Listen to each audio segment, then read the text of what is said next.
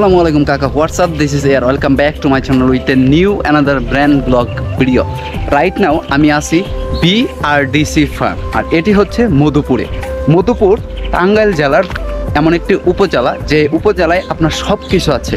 আর এই মধুপুরই কিন্তু আনারসের জন্য বিখ্যাত। এখানে পাহাড়, উপজাতি, তারপর আপনি এখানকার যে বিখ্যাত সব কিছু এখানে আপনি পাবেন। আর আমি ভাই একটি কৃষি খামারও যে এত সুন্দর হতে পারে তা আগে জানা ছিল না। এখানে আসার পর আমি প্রকৃতি প্রেমিক হয়ে যাই, আর এই কৃষি খামারের জন্য এই এলাকার মানুষ খুব উপকৃত হচ্ছে। আমি যেখানে দাঁড়িয়ে আছি এটি হচ্ছে আপনার বীজ প্রক্রিয়াজাতকরণ কেন্দ্র। এই যে দেখছেন, এইখানে কিন্তু আপনার বীজ উৎপাদন করা হয়। গ্রামের মানুষ কিংবা শহরের মানুষের কাছে এই জায়গাটা খুবই পরিচিত, কারণ এখানে ধান শুকানো হয়, অর্থাৎ ধান সিদ্ধ করার পর এই জায়গায় ধান শুকানো হয় এবং এখান থেকেই বাজারজাত করা হয়। ঘরটা দেখছেন, ওই যে মানে একটা ট্রাক বা ওই ট্রলি সাইজের মতো গাড়ির উপরে কিন্তু ধান রাখা হয়েছে।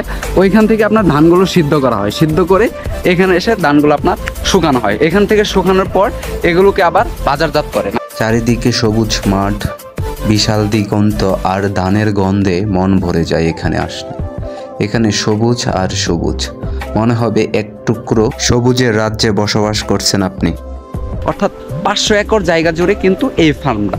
আর এই ফার্মেই কিন্তু আপনার সালমান শাহর আনন্দশ্রু ছবির অনেকগুলো শুটিং স্পট আছে, যেটা আমি এর আগে আমার ভিডিওতে অনেকগুলো দেখিয়েছি। বাট আজকে আমি শুধু এই ফার্ম নিয়ে আপনাদেরকে ভিডিও করে দেখাতে চেয়েছি, কারণ এটা আমার কাছে খুব ভালো লাগছে। দেখেন এখানকার মাঠ, এখানে প্রচুর পরিমাণ মাঠ আছে। এখন বাইরে সবাই একটু হাই দিয়ে দেন। আপনার কি এখানকার? আচ্ছা ঠিক আছে ভাই, আমার চ্যানেলটা সাবস্ক্রাইব করে দেবেন। ওকে, আচ্ছা ভাই। আমার চ্যানেল নাম এআর আলমগীর। আচ্ছা ভাই, আপনাদের কাছে একটু তথ্য জানতে চাই, একটু বলতে পারবেন এখানে মানে এই জায়গা কতটুকু, এখানে ফার্মের মানে টোটাল কত একর জায়গা? আমি তো এখানে থাকি না, থাকি। ও আচ্ছা, ঘুরতে আসছেন আর কি। আচ্ছা ঠিক আছে ভাই।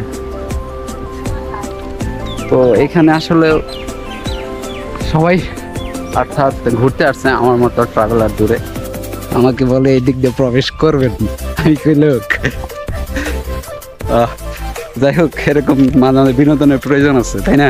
বিনোদন ছাড়া তো লাইফটা অচল। যাই হোক, কেয়ার করা পেয়ারা গাছ, ড্রাগন, এই হচ্ছে ড্রাগনের নিচে কিন্তু আবার আনারস। এই যে দেখেন, উপরে ড্রাগন, নিচে হচ্ছে আনারস। আবার এই সাইডে আম,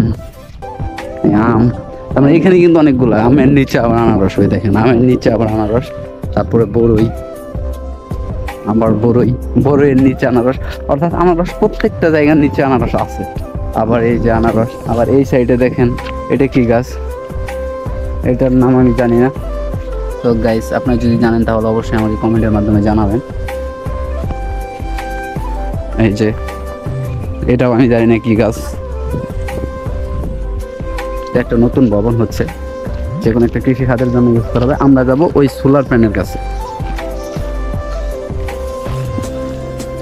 মানে আমরা একটু ওই সোলার প্ল্যানের কাছে যাব। আর রাস্তা বৃষ্টির কারণে রাস্তাগুলো একটু কাদা হয়ে গেছে, হাঁটতে একটু প্রবলেম হইতেছে।